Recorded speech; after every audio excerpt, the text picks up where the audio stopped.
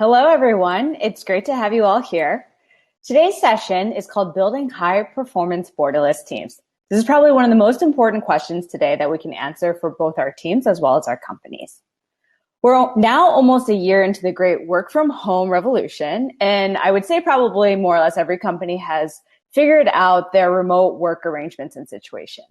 Yet, even till today, we hear a lot about surviving the remote work situation, not thriving. So how do we turn that corner? That was the original jump-off point for today's session, to figure out how we can build well-functioning, high-performing, thriving remote teams. And in doing so, we want to identify how leaders have been able to unlock a lot of productivity from their remote teams, tap into new talent pools, and build even more diverse and thus stronger teams overall. So we have a great session for you today. First, we'll hear from Charles Ferguson, the APAC General Manager of Globalization Partners, which is a tech platform that helps companies seamlessly hire and manage talent from anywhere around the world. He's going to take us through the global workforce trends for 2021 that all leaders should be aware of. Then we'll bring on a great panel with different leaders who are managing their own high-performance remote teams in very different aspects. So we have Xiaoying Chu, the founder and CEO of Around the World, which is a platform we're currently on, as well as Shirley Harjono, Chief of Staff at OVO, the Indonesian payments unicorn. We're going to be taking questions and comments throughout the session, and we do have a dedicated Q&A session at the very end. So, just kind of toss in anything that you might want to share or discuss later, and we will get to all your questions at the end of the session. All right, Charles, will you please join me on stage, please? Hey there, can you hear me all right? Hello. Hey. Yep, coming in loud and clear. Very good. Awesome. So, Charles, before I let you get going, just thanks so much for partnering with us on today's event. I think this is obviously a super important topic. And I think judging by the RSVPs and number of attendees we have in the audience today, it's clear that we're tapping onto, a really critical question. Very exciting. Yeah, I'm looking forward to sharing some insights with the crew here online, and I'm sure the conversation will evolve and we'll be able to unpack a lot of interesting ideas and some stories about what's going on in the world right now that are relevant for everybody. Absolutely. So I'm going to see myself off screen and I will let you take over the show. Outstanding. Thank you so much. All right, crew, I'm going to go ahead and share a presentation with you all, and it'll just facilitate a little bit of the conversation. I wanted to use it ostensibly to highlight some statistics and some research and some data that the company Globalization Partners, in partnership with a lot of different types of research institutions around the world, have pulled together to just sort of kind of level set where we are. I think Maria said it really well, that as we kind of look through the lens of 2020, in the very beginning, I think a lot of companies were saying, hey, how could we have prepared for this? Or why didn't we see this coming? Or, how do we sort of recover from this? I think those are all rational sort of reactive questions. But I think the reality is that most firms realized pretty quickly that the situation was not really about, how do we maintain our profitability or how do we protect the bottom line.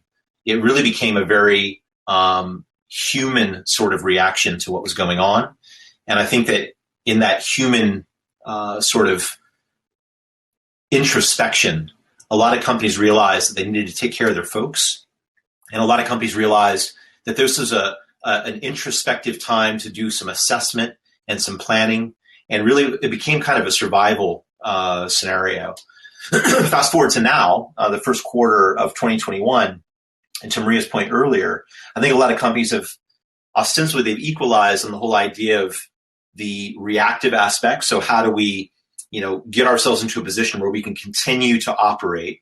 But there's been a lot of Darwinian evolution over the course of, particularly, I'd say, in this region at least, the second half of 2020 up until this quarter. And to put that in context, stop and pause for a minute and just think about that, right? We're talking about basically 9 months, right? 3 quarters. It feels like 25 years, yet at the same time, it's only been 3 quarters. So pause and pat yourselves on the back because you've survived an incredible marathon. And the good news is, and what we'll hope to talk through in this conversation with you today, is that because that great equalization happened and a lot of companies sort of started to put this scenario behind them to some extent and start focusing on, okay, how do we prep for what's next? There's a lot of optimism. There's a lot of effervescence. There's a lot of opportunity out there. So long as you keep that glass half full perspective and you start to really operate with a growth mindset. So that's what we're going to discuss here. Global business growth for 2021. I said this to Maria earlier when we were chatting on the side before this session kicked off.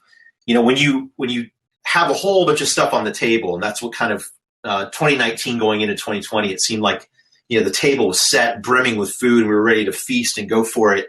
It's 2020. I mean, everybody was really excited. If you take your hands and just sweep everything off the table, and you deal with the shock of all that being thrown off the table, as you start to reset the table for 2021, the growth off of a low base becomes very impressive. The reality is that the operative word for the latter part of last year and going into this year has been the word resilience. And to think about that word and what it really means, it means, the ability for someone or something to rebound from adversity. A synonym for resilience would be elasticity, right? So the ability to kind of bounce back when something's pulled really, really far apart. So resilience and resiliency in general has been a key component for companies as they started to think about how to react to what's been going on in the interrupt-driven, disruptive environment we've been operating in. But just by virtue of the fact that we had so many sort of factors built into our businesses, and again, I'll say it, particularly in this region, this is not, as an example for Southeast Asia, this is not our first rodeo, right? If we think about it, the Asian financial crisis that struck us out in 1997, the SARS epidemic that struck, pretty hard in ASEAN, but particularly in places like Singapore in 2003, the great financial crisis that swept the whole world, but it certainly impacted us very robustly here in this region in 2007, 2008. We've had a couple of other sort of difficult quasi-epidemics with the swine flu and the avian flu scares in the mid-2000s. But particularly this epidemic, we were sort of pre-wired to sort of deal with some of these challenges. Our fiscal responsibility in the governments across this region, the relative stability in the governments across this region. Now, granted, we've got some challenges right now, and we've always had undulating cyclical challenges from a political or economic perspective. But by and large, if you look at ASEAN through a lens of macroeconomic growth and stability, despite some of the peaks and valleys, we've maintained a pretty strong trajectory going in the right direction. And I would position to anyone who looks at this region, particularly, and we'll talk about this in a few moments, with some of the shifts in supply chain, that we're uniquely set up, along with our demographics, to capitalize on these opportunities. So the IMF has said, we've got some phenomenal, relatively unprecedented growth. It's important to understand that some of that growth, in fact, a lot of that growth, has been spurred or catalyzed by interventions at the national level in the economies. So a lot of checks have been written. Now, it's important to remember in the back of your mind that this stimulus ultimately does have to be paid back. So there are some characteristics to that payback that we'll talk about when we talk about immigration, when we talk about localizing your workforce. So we'll get into that throughout the conversation. But I would also call out to you that given the amount of sort of in-your-face disruption that happened last year, the smart companies, the smart leadership has said, okay, fair enough. That's affected everyone. But the folks who are really able to capitalize on the chaos see these opportunities through the mist and through the smoke and realize that instead of retracting and pulling back, it's an opportunity to make smart investments. Smart investments in times like this typically result in kind of two critical strategies. Sometimes there's a third, which is around research and development of new products and services. But by and large, the smart money in times of disruption, in those valleys between the peaks, focuses in on two critical investments. Number one, new market expansion or new market entry. And number two, and I would actually put them in the opposite order, number one being what I'm about to say, and number two being expansion.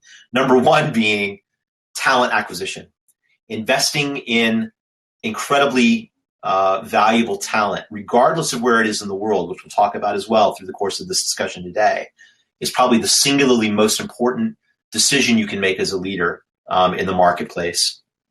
So in line with that, and what's really exciting, particularly for our region, is this dramatic shift, which, by the way, became perhaps more in focus or more acute during this particular pandemic, during this particular episode, if you will, but has been building for decades. And that is that the number of educated, young, ambitious graduates entering into the workforce in the emerging markets of the world, so what we might refer to as the E7 as a sort of a top-end indicator, as opposed to the G7, if you will, for the more mature, stable economies of the world, and those that fall underneath the classic E7 nomenclature, are really the economies that are cranking out the vast majority of highly qualified, young, vivacious, technologically savvy, and eager to join the workforce sort of populations, as opposed to those within the more established and mature markets, wherein it's not a death knell. I'm not alluding to the fact that it's over, but what I'm stipulating is that due to the erratic response to the pandemic and the policies needed to overcome some of those issues, given the stagnation in the admissions into universities across those economies, and generally the stagnant economic growth in those economies, as compared to the way and means by which the emerging markets have overcome those obstacles, and certainly from a demographic perspective, put their pedals to the metal with pushing higher education and, frankly, technological evolution as a key to economic growth. We now have this sort of once in a couple generations paradigm shift, sorry for the cliche, to where emerging markets not only have this economic engine going, but they also have a talent engine going.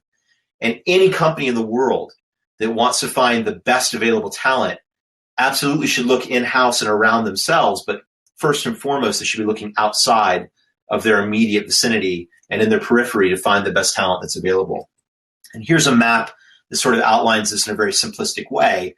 But if you just look through Oxford University, Oxford Economics, and the 2021 Global Talent Index, the dark blue being some of the more mature economies of the E7 vis-a-vis the G7 vis-a-vis the E7, which are more classically construed to be the leading kind of BRIC plus emerging markets. You can see the surplus of talent that's coming in the market. And for the first time ever, you've got a higher proportion rather of college graduates coming from these E7 markets than those which come from the G7. And that number, by the way, is conservative, because if you just take Southeast Asia as an example, Indonesia, as we entered into 2021, had a population of 276 million people. Which in context of ASEAN as a group, which has 668 million people, is a massive, massive amount of talent and economic drive. When you overlay that with the impact of the Regional Cooperative Economic Partnership, the RCEP, which was an agreement that was signed in late last year, early this year, and starting to be ratified actively across all the 15 countries that are participants, 10 in ASEAN plus 5. That constitutes 30% of the Earth's population and 30% of the Earth's gross domestic product. So when you put that into the context with that engine of growth around the shifting of supply chains, which we'll get into in our conversation, and the demographics from a talent perspective, it's overwhelming the amount of opportunity that's in this region. So again, I don't want to steal all of the time here, but I just wanted to kind of highlight these key levers as you start thinking about remote workforces and about the ability to use that work from anywhere, work from home, remote construct, tools like technology, business frameworks and models like what we do at Globalization Partners, which is referred to as an employer of record, which we'll get into, the ability to kind of leverage the vehicle to hire anywhere in the world without having an established entity. You put that into context with the demographics of young workers who are looking for meaning, for the ability to work from anywhere. They have an expectation that that's going to happen. The desire to increase their skills, upskilling and reskilling, the different types of perspectives that you're able to glean by bringing in new and unique perspectives in the workforce. All of these things in concert create, frankly, an unprecedented opportunity. And I know that word's been hammered to death over the past 12 months, but it truly is a unique point in time that as a growing business, as a mature business, as a startup business, you really only have chances like this once in your company history. And I would encourage you to really do the due diligence and explore how to leverage this to your, exploit the opportunity to your potential. So I'll pause there and hand it back over. But those are important points to kind of bear in mind as we get into the conversation. Awesome. Thanks so much, Charles. That was very thoughtful, and I think a really great jumping off point for the rest of our panel conversation. So at this point, let me bring up the two other panelists that we have joining us today, Xiaoying from Run the World and Shirley from OVO. Hey, Shirley. Hi. Hey, Shirley. Hi, Charles. Hi, Maria. Hey, how's it going? Hey, Xiaoying, how are you? Hey, good to see you. Good to see you. Nice. Okay, so I think in honor of obviously today's topic, I'll just give a quick shout out in terms of all the different locations that we have people dialing in from. So Xiaoying is currently based in California, Shirley's dialing in from Indonesia, and then Charles and I are in Singapore. So we're really talking about not just borderless teams, but also borderless events today. And Xiaoying, thanks for staying up so late as well.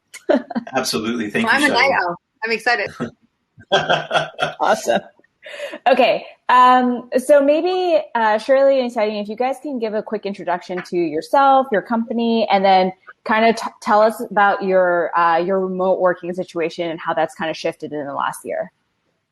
Shirley, why don't you go first? Yeah, sure. So hi guys, I'm Shirley, currently serving as the Chief of Staff at OVO. So if most of you are not aware, OVO is actually Indonesia's leading payments and financial services platform. So just 2 years of inception, which was I think last year, we were actually claimed as the unicorn, the payments unicorn of Indonesia. And I think just bringing back into my past experience. So I've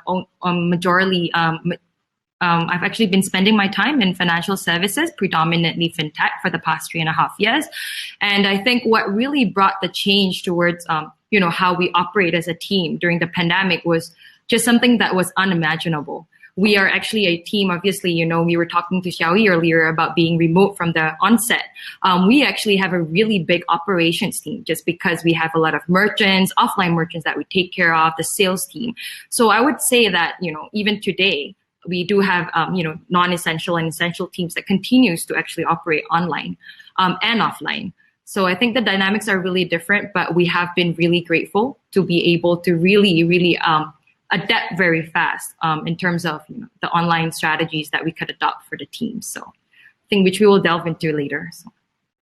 Great. Xiaoying? Hey guys, I'm Xiaoying Chu. I'm the founder and CEO of Run the World. We're a virtual events platform that helps people build relationships. And thank you so much for coming to Run the World today. So we started the company in 2019. Very beginning, we had an office, Mountain View, for like 5 people. And then when we first launched our product in early 2020, COVID hits. So we kind of immediately have a lot of traction. We had to scale our team almost like 8x from like 5 people to like, almost 50 people. So now we basically have hired internationally. We started to have a remote team in Asia at the very beginning of our company. And now the team has been kind of expanding ever since. So now we're based in US and Singapore, Mainland China, and Taiwan as well. So I think I kind of first-handedly experienced like kind of being somewhat forced to build the team internationally and have an international climate as well. So this works perfect for us, and we are not going to go back. We can't go back anymore. So this is going to be the future we embrace. Nice. Okay, so I'm hearing that actually everybody kind of adjusted to or transitioned to a remote working situation at different points in times along their company, right? Within the last year. So Xiaoying, your engineering team was actually distributed globally from the very beginning. And surely it sounds like you also had some portions of their team that was already remote, and then some that were more, probably traditionally in person in office. So for all the panelists, what has been actually the biggest challenge let's dial back to a year ago, like March or April. What was the biggest challenge in terms of adjusting to a remote work team for both yourself from a company perspective, as well as what you were hearing from your individual employees? I can start. So for us, I think the biggest challenges we have a business team in the U.S. Mostly, they're English speakers, and we have a engineering team in Asia, and there are a lot of people are kind of the Mandarin speakers or Cantonese speakers. So English is not something that they're kind of used every day. And there's also cultural changes, for example. And American engineers, they are more used to like doing something not as being told, and they just do whatever they think is cool. There seems to be like a hacker culture or whatever. And then Asian team, we're seeing that same culture does not exist, right? So like a lot of the engineers, they're used to kind of being given really clear directions on what's next. So then sometimes we have a product manager who are Americans and they work in the U.S. and they're not really used to working and collaborating with engineers who are back in the days are working in Chinese company or Singaporean companies. So most of our employees have never worked remotely for a company like ours before. So they used to work in a physical office. So this is kind of the first time, and we're seeing a lot of nuance in culture. In terms of management. So that's kind of that's still to this day is the kind of the biggest challenge we're facing, because we're constantly hiring new people who never experienced this kind of cultural hodgepodge before. Shirley, what about you? I mean, Indonesia is notoriously like a in-person, kind of culture. Yeah. Yeah. So I think to Xiaoyi's point, I think collaboration is really a big facet of which we're continually still, on a reiterative process to ensure that we optimize it, because there are certainly elements of which we miss. From being online, not being able to directly reach out to someone, the having a very interactive room, all these features and tools are actually very highly important. I think sometimes we overlook that. But I think for Ovo, one of the biggest challenge was really moving towards, because the culture in Indonesia, it's, I don't want to say, micromanage but there's this nuance of culture where work is from 9 till 7 or like 9 till 6. There's a very specified operating hours, where people go to work, people go for prayers, people go home, and that's it. That's the end of work. And really, I think what has really changed for us is becoming more outcome driven. So we've seen this with a lot of, very high performing organizations, that it is not so much about what they're doing today or how you overlook the number of tasks, but ultimately is really, are you delivering that outcome that we were working, like that we planned to achieve? So I think that was one. And I think two, principally, is really being able to, embed these principles into our day-to-day across the processes, across the team structure. How do we enable collaboration? I think then we have to talk about structure. You have to talk about the right cadence of meetings. So I think if I could say the biggest two challenges would be moving that mindset shift and enabling that principle into our day-to-day operations. Charles, let me bring you back in here. I think you work with so many different clients and partners from around the world. What do you usually think is the biggest challenge point? We've the company that I'm working for now, and just to kind of echo my colleagues here on the panel, I started at Globalization Partners in May of last year, and my discovery and my vetting through and my interview process and all of the team meetings that I've had since then, except for a few that I've been fortunate to have here in Singapore, have been 100% virtual.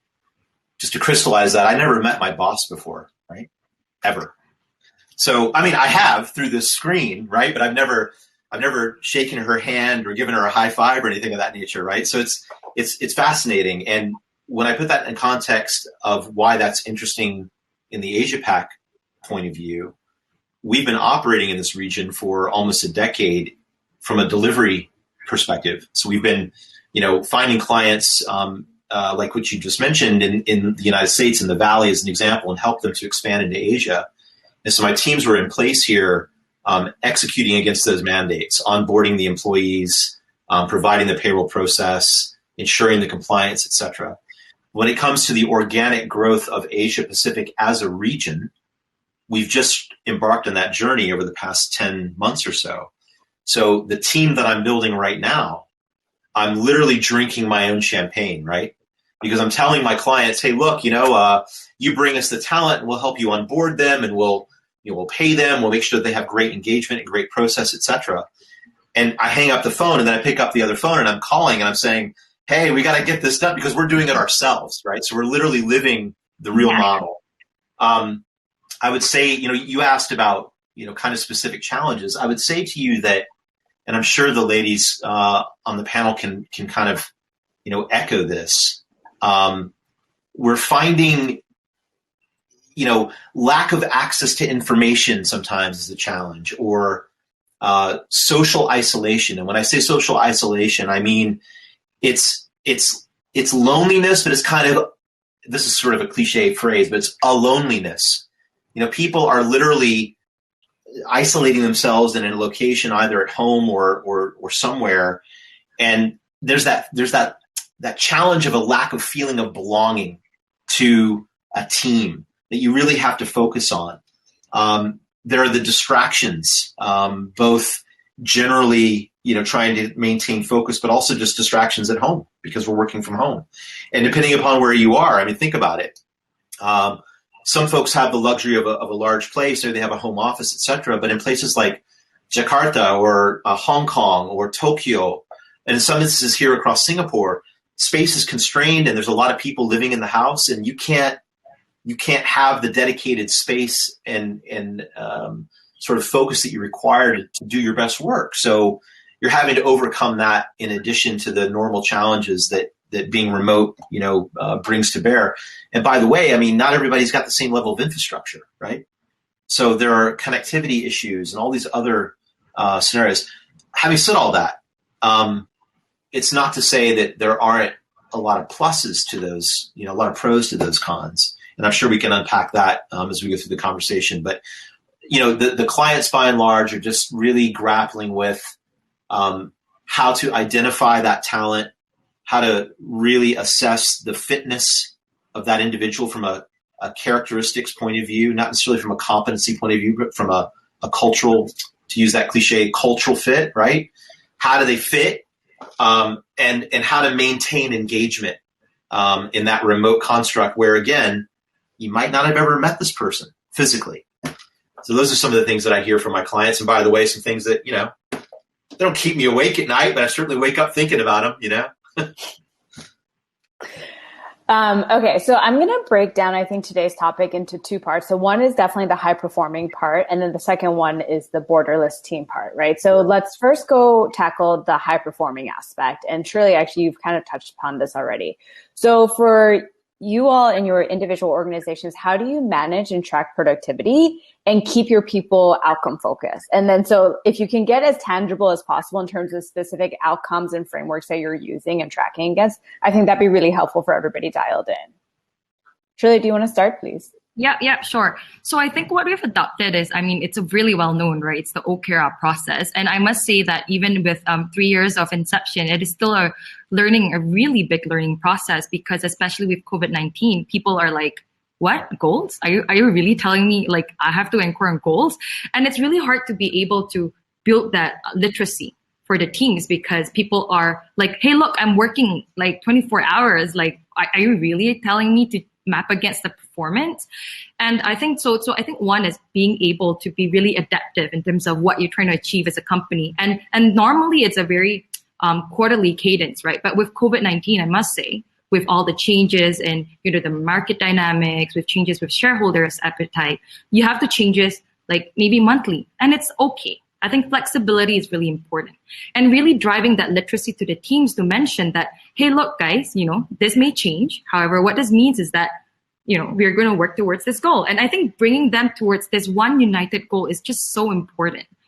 And okay, then moving forward to, how do we embed this into something more intangible? So, obviously we have the monthly business reviews, we have still the quarterly performance cycle. So it all really must tie back into a very integrated process such that people in the midst of all this uncertainty is still able to identify what they need to do, how they're going to get rewarded, and what the company is ultimately achieving. So so I think having that right structure in place, the right processes, and having the leaders become the sponsor of this is just highly critical for the state we're in today.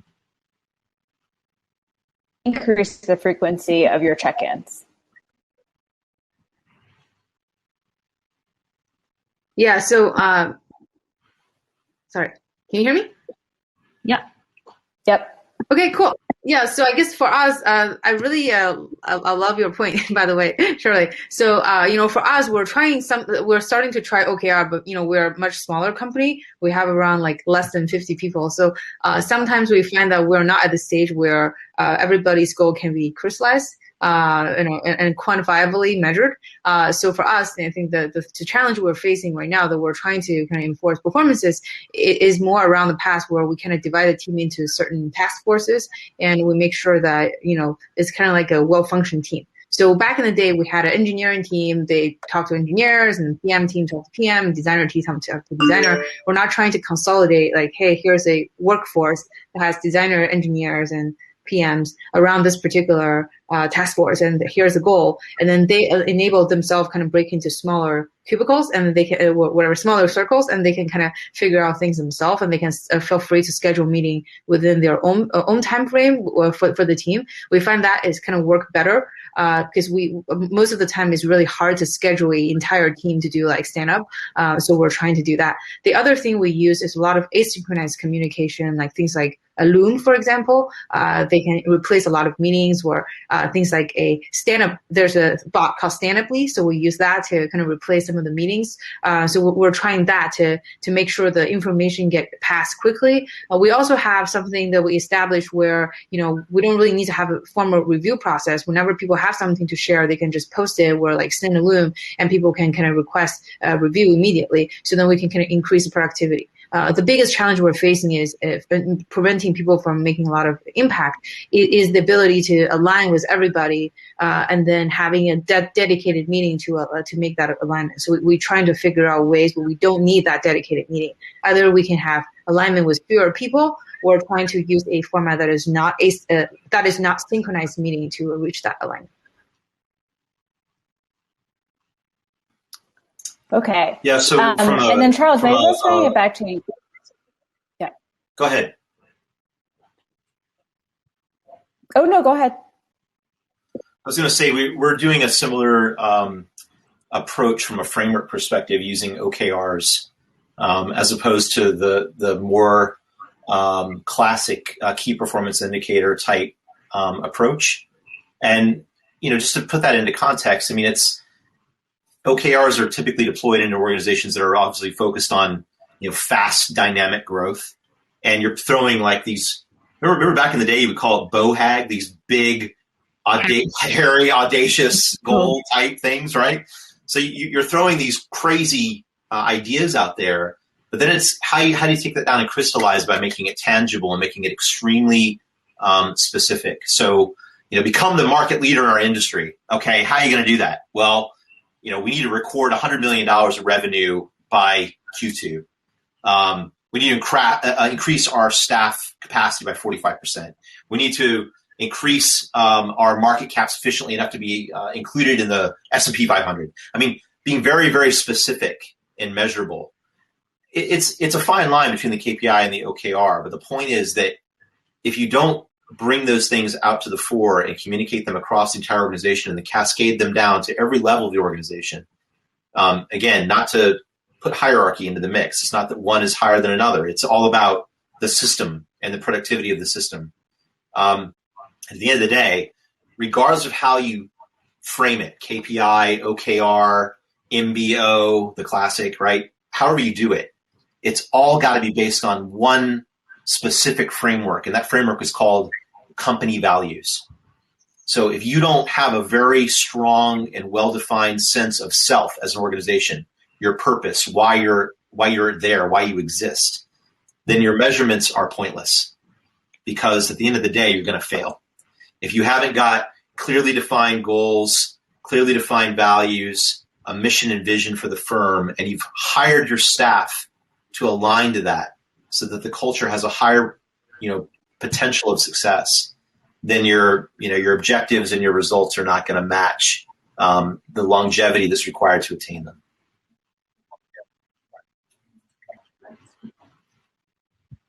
Definitely. Okay, let's maybe talk about the borderless teams aspect. And so, Charles, I think this is where you started your career with Globalization Partners as well. But what have been some of the best practices that y'all have found in terms of recruitment, onboarding, retention, and overall talent management? So, look, there's it's kind of an interesting shift that's happened as we've entered in the 21st century, where I'd say historically, particularly in this region, I've been operating out here this is scary to say, but I've been operating out here professionally for 35 years.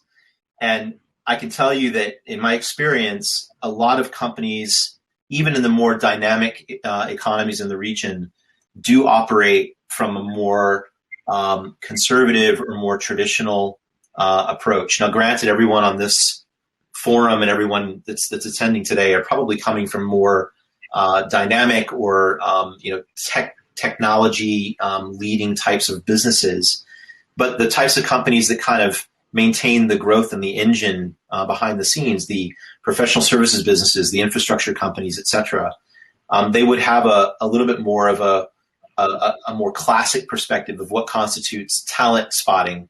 21st century talent spotting moves away from the traditional kind of, tenure hierarchy competency base, and to some extent the pedigree base, right? So if you went to Fudan Daxue or Jiaotong Daxue or Harvard or Oxford, and you've been with your firm for 15 years and you've gone up the ranks, and that's one indicator of potential fit for a particular type of company, particular type of role. I would not argue, I would debate, or I would position that there are better sort of hallmarks of what constitutes the potential of success in the current environment that we're operating in. And I've said this before in other forums, but at the risk of repeating myself, I'll say it here. There's a particular type of methodology that I use when I'm looking for talent to ensure that the characteristics of the individual match the types of goals and motivations that I think are hallmarks of potential to be successful in our organization. And because I'm a sales guy and I only can think in acronyms because that's how simple I am, I have an acronym for it. It's called DICE, right? DICE. And the D stands for determination. And determination is basically, it's your wherewithal or your ability to fight for difficult goals, regardless of the challenges, and bounce back from adversity. So that kind of has a red thread of connectivity to the resiliency or elasticity that I mentioned in my presentation at the beginning of the conversation. Along with that, the I stands for insight. And insight is really the ability to kind of pull information from all these disparate sources and put them together to make sense of all that information and try to glean some ideas that suggest different possibilities to solve problems for yourself, for your company, or for your client. Then there's the C, which is inherently important to the insight portion, which is the curiosity. And that's this penchant or this ability or this desire to seek out knowledge or new experiences and be open to candid feedback, and be open to learn and to change, which is so important given our current environment that we're operating in. And then lastly is this engagement, or the E. And that's really this lack, or rather this knack for your ability to use your EQ and logic to communicate a vision of what you want to achieve and really be persuasive. And that's really important when you're operating in a remote environment, right? So when you put that together, that DICE model, to me, has a higher likelihood of indicating potential success for a candidate, number one. And number two, and I'll be bold when I say this, and my friends here on the line can debate me, but I think it transcends culture. When I say culture, I mean national culture. I think that those characteristics can be Indonesian, they can be Chinese, they can be Mongolian, they can be Spanish, they can be Brazilian. It don't matter. Those are kind of human characteristics that if you match them to your company values will be indicators of fitness in a remote environment. Shirley, Xiaoying, any responses to that or any additional practices y'all have discovered? I mean, most definitely. I think that is a really great way to encapsulate, how do we translate our internal values into onboarding the right fit, right? The right people. Because, the whole process, especially today, with such a fast moving space, everyone's trying to get the best talent. There's a talent war. I mean, to Charlie's point, we should be having an excess of talents, but I must say in Indonesia, we do face talent scarcity. And I'm pretty sure this is the case in some industries. So I think to Charlie's point as well, we also adopt this 4 words, and I think it's quite similar to what Grab has as well. It's the 4 H's. So one is the hunger, the heart, the humility, and I think the last one is I forgot. Hunger, heart, humility, and the heat. Yeah. But so I really do find, and the heart. So I really do find that it really encapsulates what we're trying to look for in a candidate, and I think it's critical. But I think what has been tough, just with the pandemic, is being able to see someone in an offline manner. Capturing that nuance has been tough. So what we've been trying to push forward, with in 2020, is really being able to hold more of this online virtual meetings just across different, people in the team, such that we are able to actually pinpoint and capture a more holistic view. Because previously, I think the process is a bit more shortened. Now you have to lengthen it a bit to have a bit more of a holistic process. And I think second is, being able to also incorporate an element where it's not just an interview. You can capture all these 4 H's or DICE in an interview, but I think there must be an element of a real work sample, and I think that's just highly critical. And I'm not saying a case study, not that abstract concept of how do we, how many balls can we fit in a swimming pool? Not that, but pretty much something that they can, something that the job would require them to do, and to be able to take that work sample and integrate that with how we, evaluate them in a interview. So I think that's something that's really highly critical, especially as we move forward with a virtual team. I wish I knew all the. Go ahead. Sorry. Go ahead. Do you have an acronym to share as well? Yeah, so I wish I know all the HEAT, HEAT or something. I guess we don't have a theory that's based on certain letters. So I wish I can be more thoughtful in that. But I think the biggest challenge we're facing, which is also something that we see a huge opportunity, is all of a sudden we can now hire from all over the world. Is easier said than done. To be honest, for example, we're really familiar with hiring in Silicon Valley. You look at certain companies, we even know the manager in those companies. It's really easy to, pick a friend. Hey, back channeling this particular candidate to know if that's a good person or not. And did you work with him? Stuff like that.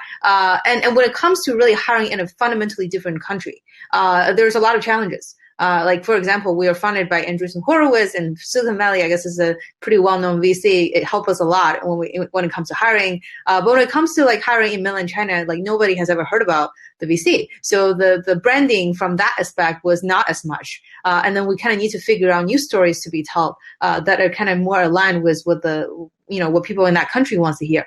So it's like more about how do we build a international brand. The type of thing we talk about around diversity and inclusion in the US is fundamentally different from the type of story we tell from a diversity inclusion standpoint for example, in China.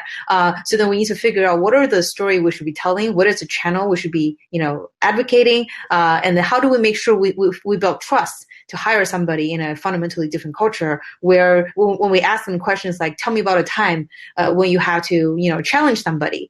Maybe in the US, people will tell a story of how they challenge their boss. In Asia, they don't talk about it. They say something different story. So then if our interviewers are Americans, they're used to hearing a particular type of answer, they're not going to get the answer they want, right? So then it's more about educating the interviewers as well to understand like the cultural differences and be able to tell the essence despite the difference. So I think that's something that's easier said than done. We're frankly still trying to figure it out. And the second thing is also making sure that we're able to have a consistent pipeline of candidates of a different country. There is some kind of a recruiting platform that's starting to do that, and they're helping you like acquire talents from a different country. But most of those platforms are really new, so we kind of have to establish our own channels across many different countries. Which is, I know there's a lot of HR professionals. I saw a bunch of names here, and I don't know how you guys do it with your own company, and how do you really make sure that you have a consistent pipeline across different cultures as well. Actually, that's a great point. So I think Shirley was talking about this, but there is a bit of a tech talent crunch here in Southeast Asia. And so my follow-up question was going to be, has a remote work situation enabled you to tap into new talent markets and kind of branch outside of where you would normally find and kind of avoid the supply crunch, if you will? And, has your team demographic makeup shifted as a result?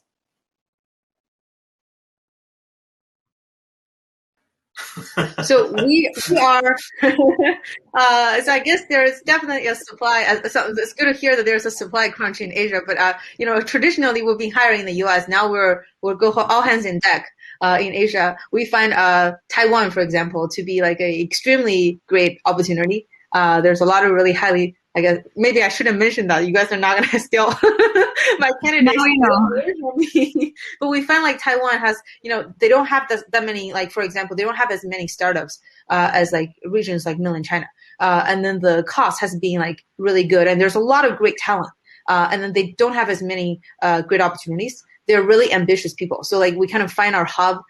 We hire some managers in Taiwan that we're able to get more candidates from some of the Taiwanese engineers. We find that region is particularly exciting.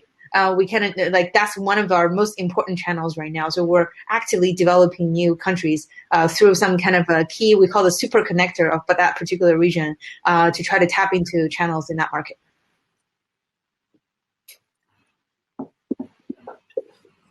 I think we can also tie this, conversation with all the comments that are streaming in. We're talking about, whether or not we're enabling a larger pool of access. I mean, oh, sorry, I think Mario is, okay, I'll just continue. So I do find that I am not entirely in full agreement that I do have a bigger talent pool, access. Because I think there's a constraint from a compliance perspective, especially with regards to a growing payments company in Indonesia and highly scrutinized by the regulators. It has been really tough even, establishing our Singapore business, and then actually, hiring in Bangalore. There's certain infrastructure that has to be in place. And there are also a mindset shift by the candidates to be willing to be a bit more agile towards the physical contract that they have. If you want to find a workaround, we could. However, some candidates are actually not comfortable with it. They want to enable that, ensuring that they have the right application, they write the agreement, and ensuring that they actually have an employment pass in that country. And with COVID-19, it has been highly difficult. And I'm not even just saying tapping into markets like China, Taiwan. I'm talking about tapping into markets like Singapore. Being able to onboard them and getting them the work permit has been highly difficult for us because they can't travel to Indonesia. They won't be able to obtain the working permit, and being 50-50 and being unsure has been really tough on us. So still trying to address these challenges. So that's a beautiful segue for me. Yeah, I know. Thanks for the tee up, Shirley. I appreciate it. The models that have existed in the past, and certainly the ones that are becoming a little bit more front and center, to counter some of the obstacles that are, I wouldn't say they're in the way, but they're obstructing free flow of the talent pipeline, right? And the one that's probably most difficult to overcome is the immigration one, right? Wherein you're interested in a particular country from a market expansion perspective, and you want to sort of drop in talent from your own market, let's say as an example, and drop them into this new market by virtue of the fact that a lot of, I mentioned in my presentation that a lot of checks have been written over the past 10 months, right? And the double-edged sword of that is, number one, governments want to fill back up the bank, right, with tax dollars. So they're very keen to ensure that there's a huge amount of attraction for foreign direct investment to come into the country and grow, which is fantastic. At the same time, they're ensuring that they want to continue to invest in the reskilling, the upskilling of their domestic labor forces to ensure that there's a wealth of potential talent to fill the roles that would be required in order to make that FDI manifest in job creation, which is great. But to your point, there are skills gaps in a lot of these countries. And furthermore, and not to call out specifically, but just because I'm here, Singapore has had a lot of challenge with respect to the issuance of foreign work passes, employment passes, professional employment passes, permanent residency, et cetera, ad nauseum. So the prevailing sort of thinking is that, there should be enough talent prevalent here in the marketplace to fill those gaps. And if there aren't, then the program is to retrain and upskill the current local talent pool. Fine, but that's going to take time.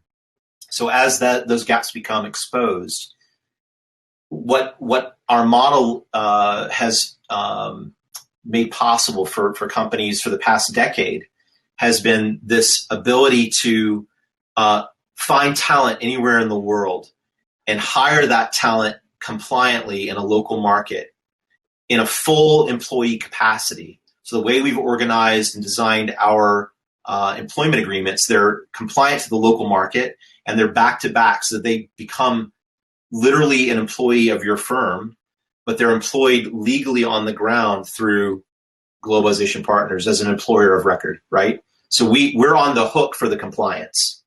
So that way you're not hiring a contractor. You're able to issue equity and give them an email account and name cards and all those various things. Ultimately, obviously, if it comes to regulation, like if it's Monetary Authority Singapore or it's BRI or it's Bank Negara or whatever it is, you're going to have challenges because you have to have your entity established in order to get the right level of regulatory compliance and certification. But regardless, all around the world now, if you find a dearth of talent in Indonesia for Python developers, then use a vehicle like GP to hire them in Estonia. I mean, it's completely feasible. We're present in 187 countries around the world.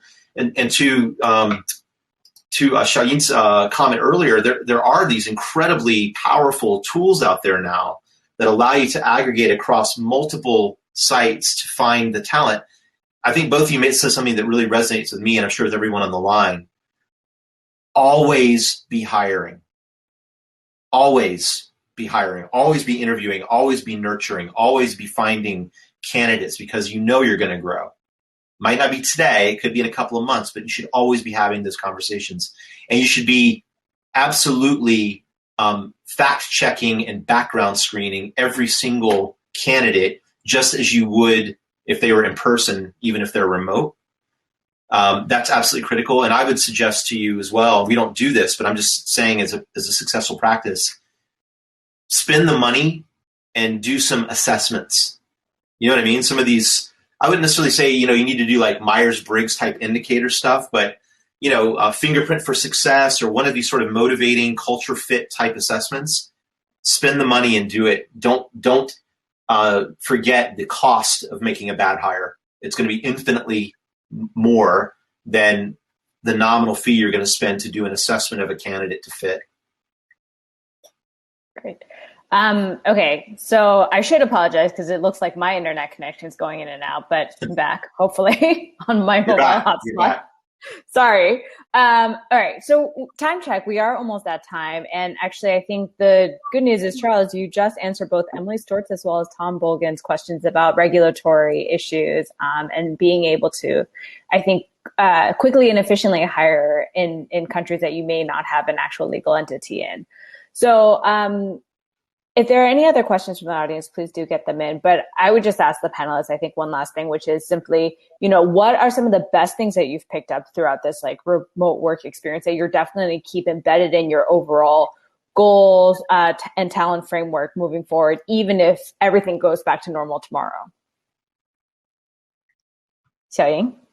I think right now it's basically the fact that we can hire.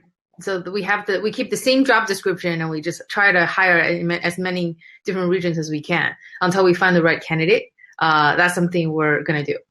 So that's one thing. And also make sure that we're constantly, like what Charles is suggesting, constantly building new pipelines to help us develop in a few regions. We are particularly invested in a few regions that we are, the more we know about it, the more we become experts in. So I think that's something we're continuing to do, is kind of hone deep in a few regions that we're getting used to and kind of gaining more traction in. So those are kind of the two things we're going to continue to do.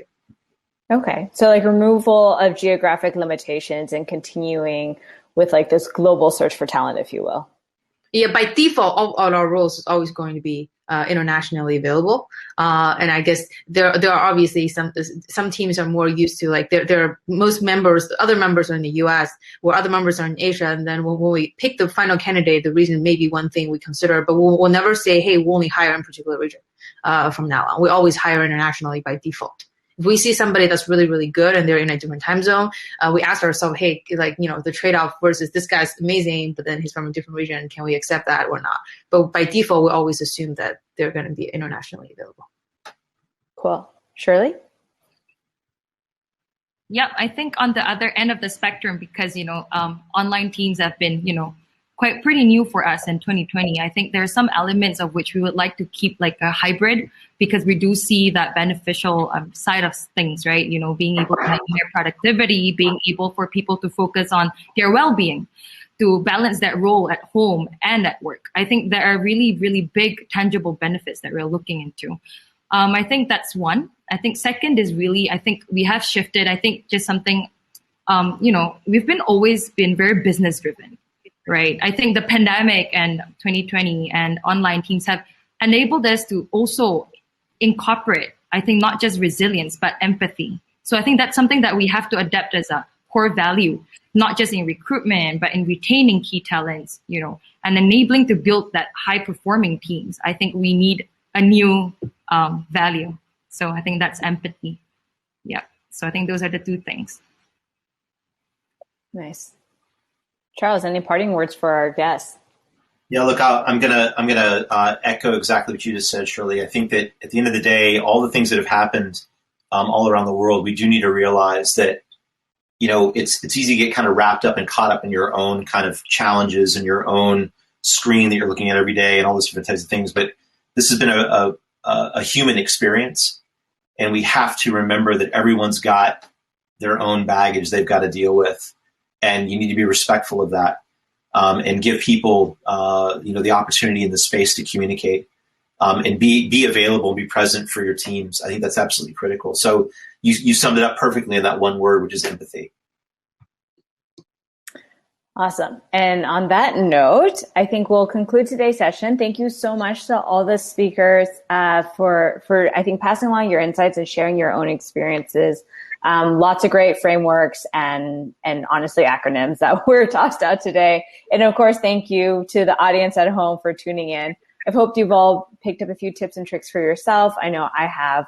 And all the best to everyone, and please stay safe. Thanks, everybody. Thanks for joining us.